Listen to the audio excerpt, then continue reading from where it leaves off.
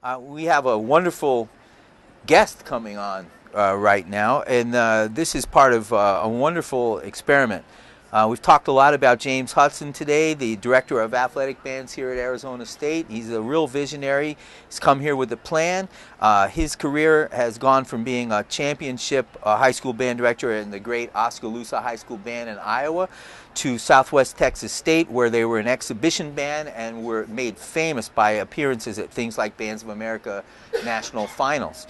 From there, he went to the University of Kansas, and he built a band that was in the mid-hundreds up to a 350-piece marching band. He's played on the national stage many times, famous for the speed of and thoroughness of his teaching.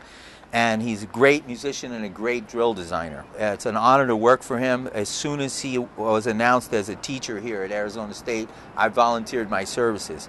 I love to work with people that are as good as he is. I learned something. This is my 41st year of college teaching, and I'm a lifelong learning advocate. And Jim Hudson's been a lesson for the last 6 years for me. It's been awesome.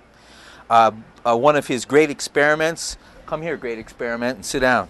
One of his great experiments is Roberto Paz. Roberto, where did you go to high school? I went to Maryville High School. So you know that if you've been watching the broadcast today that we talked about Renee Esparza and her incredible work with the Maryvale students, and Roberto's one of those beneficiaries. What I said about her was she's a human engineer. She works on people. She changes people's lives via band teaching. Yeah. And you're a great product of hers.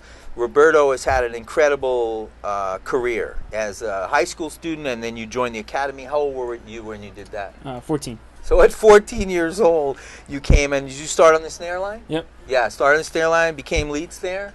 No, you Academy. You bolted. No, Yeah. at Academy, yeah, I did 4 years there, and then I went to Blue Devils for another 3 years after that. And then you were lead snare at the Concord Blue Devils. Yeah. And you have where's your ring?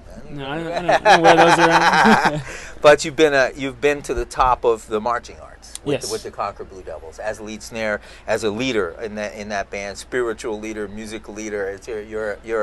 You have the ability to lead. And Jim Hudson, being the visionary that he is, saw two stars. I think both of you were about 21 years old when he got really interested in all this. And he made you in charge of our percussion section. So here I am. I'm going to be 62 years old next week, and one of my direct colleagues, how old are you now? 22. 22, man. So I'm working with you 40 years younger than me, and I worked alongside you. But you're that good. So Thank it's you. like, good for him for knowing that. Good for him for taking a chance on two 20-somethings, early 20-somethings, the other one being Wes Marshall.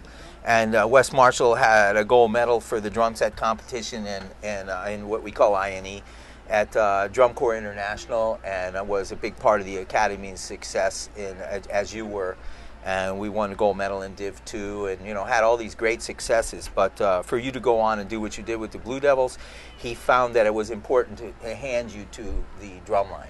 And the amount of teaching that you do and the relentless pursuit of perfection that the two of you do belies your years. It's I think, teaching-wise, one of my favorite teaching stories. And I've been teaching for a very long time. To see the two of you seize the opportunity, understand that it was your chance to show what you think this should be like, and take it to the level that it is now, is real risk for a Pac-12 band director to do. He's going to hand you the drums, which could tank or sink his marching band as it grew, and you saw it grow, since you've been here. That's quite a risk. I don't know if I would take it, the risk, tell you the truth. Nothing personal. I just think it was an amazing risk that he took.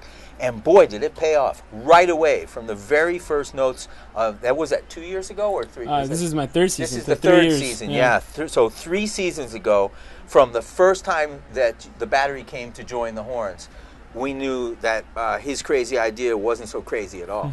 So congratulations to you for that, and to Wes too, who's working tonight. Of course, he's one of the busiest set drummers in town, and we're proud of him for that. But these two amazing teachers, we watched become teachers. You've done it at high school level, and you've been doing it for staff people for a long time. I would imagine you were teaching in high school, right? Yeah, a little bit. Yeah, I mean, helping everyone out that I could and trying to understand how to do things and how to explain things to people. And I guess it sort of, took its own beast, its own, just kind of did it. And then I figured out that, that's a useful tool for when I actually wanted to become a teacher. Right, and you're a music education major. Yes. And you're headed for what? What if you got to write the script on the next 5 years? What are you doing 5 years from now? Well, actually, I'm going to be graduating this year with my music education degree, and I actually want to go into middle school a little bit. I want to keep doing the ASU thing, and right now I'm actually at Basha High School as well, and I'm sort of trying to create this feeder of a monster to come to ASU and sort of just this train going that I want to happen in Arizona. I want this continuation of the same type of mentality so that we can sort of establish, some really common people in the area. And I want to do that. I want to teach middle school so I can do that at the same time. Maybe do it for 3 or 4 years. And then actually I want to come back to ASU and pursue a performance degree in percussion, spend a little more time and just a little bit more marimba literature and get my hands on just playing a little bit more. That's awesome.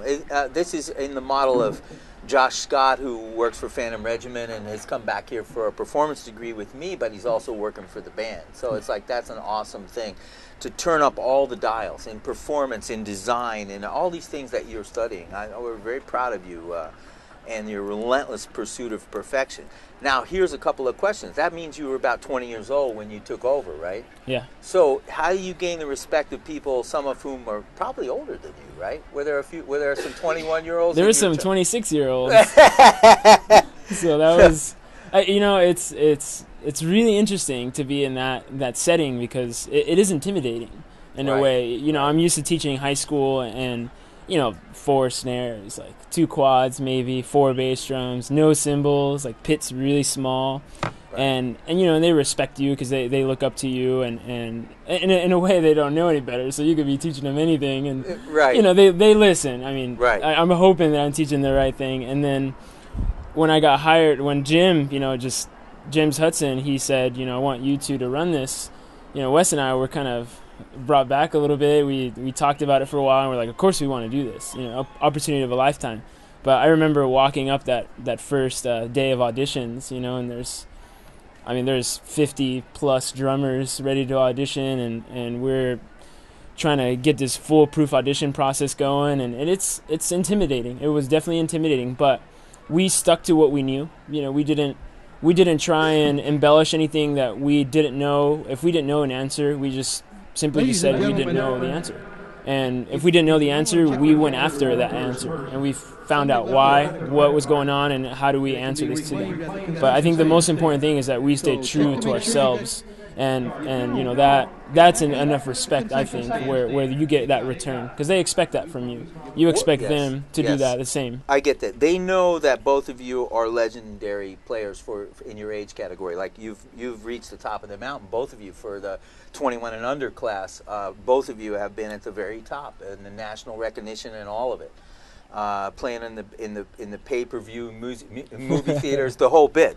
So I knew that the authenticity of you guys would be okay, but to gain the respect, I think being true and being honest and was a very good move. It's one of my favorite teaching stories, as I've said before, but the idea of the first year being intimidating, now we're in the 3rd year. It's cyclical. Getting easier to do for you? In a way, it's getting harder because the talent is increasing. I mean, it's unbelievable the amount of growth that we've had in the past 3 years, and it's honestly a little more intimidating because we have to stay even more on top of our game. We have to show up, and there's no room for errors from us.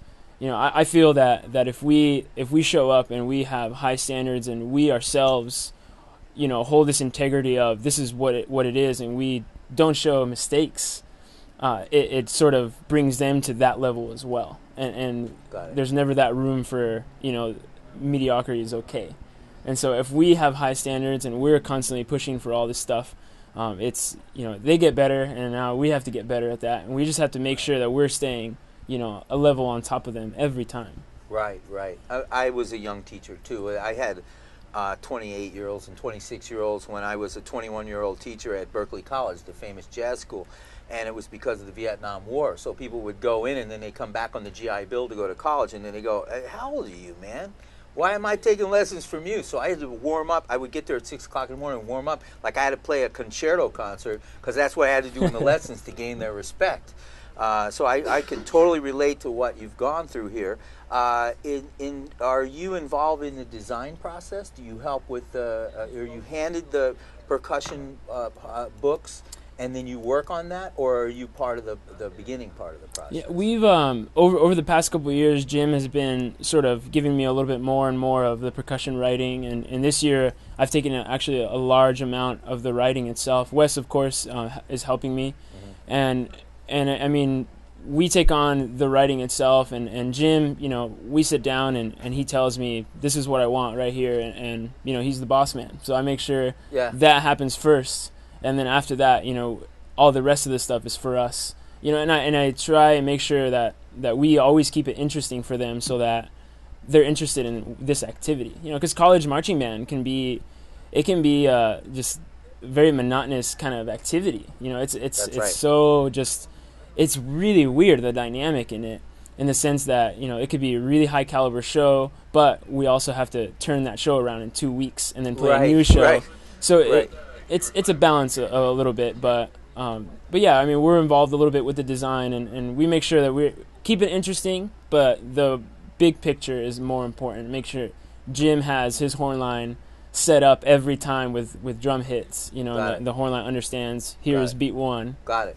Yes, it's been amazing over the years since you've taken over to hear it get easier for the horn line instead of harder when you show up with the material. It's awesome. Absolutely. Roberto, thank you very much. Thank you for that great Basha performance, and I can't wait to hear your work out on the field with ASU tonight. Thank you very much. Roberto Paz. Thank you very much, my Sam. favorite 40 years younger than me colleague.